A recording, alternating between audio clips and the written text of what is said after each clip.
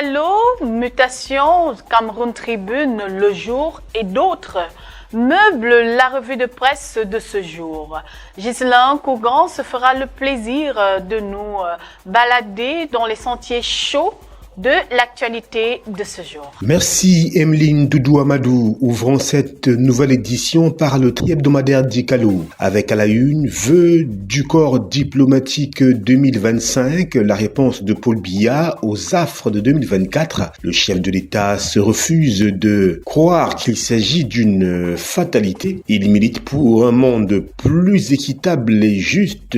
Pages 2 et 3 du tri-hebdomadaire Dikalo pour plus de précision sur cet optimisme du président Paul Biya. Présidentielle 2025, 12 formations politiques travaillent pour un candidat consensuel. Page 5 du tri-hebdomadaire Dikalo pour s'en convaincre. Délivrance des cartes nationales d'identité CNI, Barganguilé applique les instructions présidentielles à la page 4 de ce journal. Location des stades, le désaccord persiste entre l'ONIES et la Fédération camerounaise de football FECAFOOT. Le pourquoi est à lire à la page 10 du tri-hebdomadaire Dikalo. Poursuivons avec Cameroun Tribune à la une. Paul Biya au corps diplomatique. Notre monde a besoin de plus de solidarité. En réponse au souhait de bonne année du doyen du corps diplomatique vendredi dernier au Palais de l'Unité, le président de la République a déploré l'unilatéralisme qui est de plus en plus érigé en modèle et plaidé pour des solutions concertées face aux difficultés auxquelles l'humanité est confrontée et qui n'épargne aucun État. Le chef de l'État a également reçu les vœux des corps constitués nationaux. Lire l'intégralité du discours du président de la République et les pages de Cameroun Tribune, événements, pages 2 et 10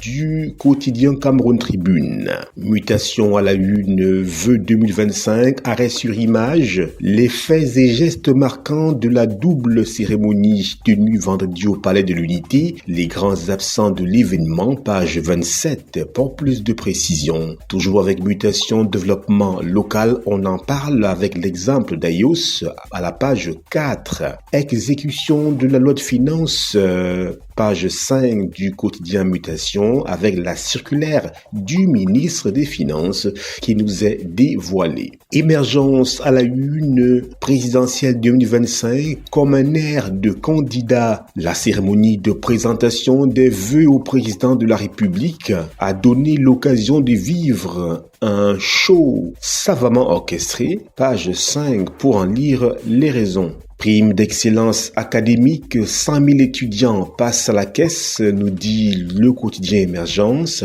Garoua, le tribunal militaire s'enrichit de 14 assesseurs, nous dit ce journal. Séminaire annuel de la conférence épiscopale, les évêques font le procès du régime à la une, ou alors dans les colonnes du quotidien Émergence. Le quotidien L'économie, pour sa part, nous parle d'industrie extractive. Le Cameroun sous la menace d'une radiation de lithium, le pays qui fait déjà l'objet d'une suspension de l'initiative pour la transparence dans les industries extractives devrait remettre fin décembre 2024 son rapport d'activité 2022 à cette organisation, ce qui n'a pas été fait. Le gouvernement a demandé un délai supplémentaire jusqu'au 7 mars pour publier le document. La réponse reste attendue. Page 3 du quotidien L'économie. Marché des titres publics, les trésors de la CEMAC en quête de 190 milliards de francs CFA ce mois. Page 9 pour en lire les raisons. Autoroute Yaoundé-Douala, le problème des indemnisations refait surface à la phase 2. Direction page 3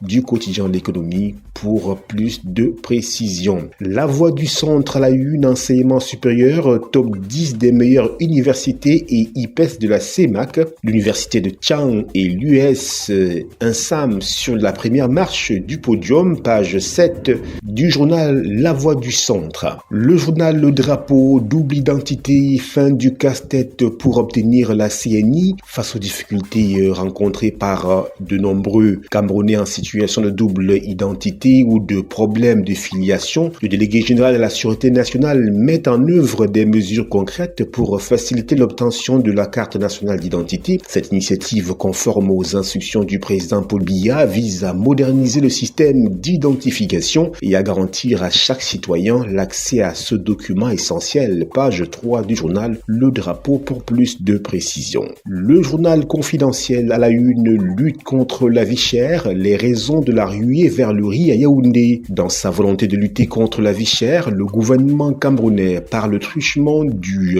ministre du Commerce, a lancé une opération de vente promotionnelle des sacs de riz à des prix défiant toute concurrence. Malheureusement, l'offre n'étant pas suffisante par rapport à la demande, de nombreux compatriotes ont dû s'étriper pour avoir accès à cette précieuse denrée. Comment en est-on arrivé à ce triste spectacle? L'autosuffisance alimentaire est-elle devenue un simple slogan au Cameroun? Où est passée la sèmerie? Autant d'interrogations auxquelles nous convie le journal confidentiel de Thierry Gnopet aux pages 6 et 7 de cette édition. Vœux au chef de l'État, toujours avec le journal confidentiel. L'appel de Paul Biya à la communauté internationale est à lire à la page 5 de cette édition. Engagement, les évêques sont restés droits dans leurs bottes, nous dit confidentiel à la page 3 de ce numéro. Quittons confidentiel pour un autre journal. Télégramme à la une, inscription du Ngouon au patrimoine de l'UNESCO, comprendre l'opposition de l'honorable Patricia Ndamjoya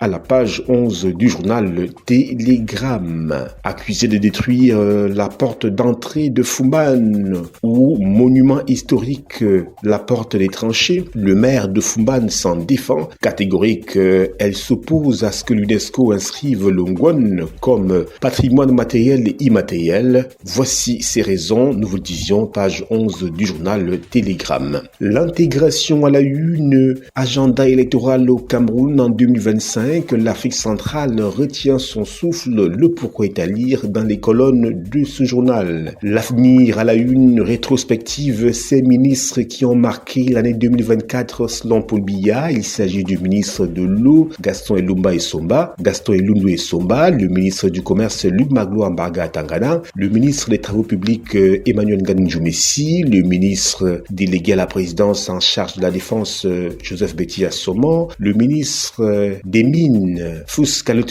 Gentry, et le ministre de la Santé publique, Manaouda Malachi. Direction le journal L'Avenir. Réalité Plus, nous sommes à la une. Vœu du nouvel an 2025, Paul Biya a fermé la bouche à ses opposants. Et comment? Direction Réalité Plus, qui nous livre quelques faits saillants. La croix du Septentrion à la une, paix dans le maillot d'Anaï, Mounouna Futsu en sapeur-pompier, nous dit ce journal. Ngaoundéré, le provisoirement définitif s'impose dans les chantiers. Page 4. Kalfou, la population ramène l'État à la raison. Page 2 du journal La Croix du Septentrion. Virdeng, la deuxième rencontre fraternelle tenue à la page 3. Et puis, fait divers. Un jeune garçon voit son sexe disparaître. Page 7 du journal La Croix du Septentrion pour plus d'amples explications sur ces entrefaites. Voilà, madame, monsieur, c'est la fin de la revue de presse sur ITFM Centre Ecam News 24. Emeline Doudou Amadou, c'est à vous. Voilà,